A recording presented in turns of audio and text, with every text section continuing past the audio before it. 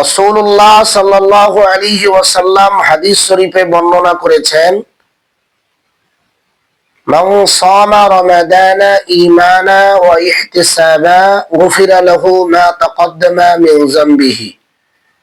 আল্লাহর নবী বলেছেন, কেউ যদি সওয়াবের নিয়তে ঈমানের সাথে রমজান মাসের রোজা আদায় করলো, গুফিরা লাহু মা তাকদ্দামা মিন যামবিহি, জীবনে যা গুনাহ করেছে আল্লাহ তামাম গুনাহকে মাফ করে দেয়।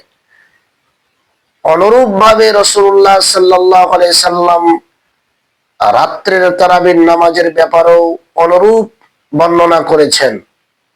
রাসূলুল্লাহ সাল্লাল্লাহু আলাইহি সাল্লাম বলেছেন, মান কামা রমাদানা ঈমানা ওয়া ইহতিসাবা গুফিরা লাহু মা তাকদ্দামা মিন যামবিহি। আল্লাহর নবী বলেছেন, ঈমানের সাথে সওয়াবের নিয়তে কেউ যদি রাত্রিবেলা তারাবির নামাজ আদায় করে, আল্লাহ সুবহানাহু ওয়া তাআলার হাবিব বলছেন, গুফিরা লাহু মা তাকদ্দামা মিন যামবিহি, জীবনে তামাম গুনাহকে আল্লাহ পাক তার মাফ করে দেবেন। অতএব এই মাস গুনাহ মাফের মাস, রহমতের মাস, মাগফিরাতের মাস, জাহান্নাম থেকে নাজাতের মাস।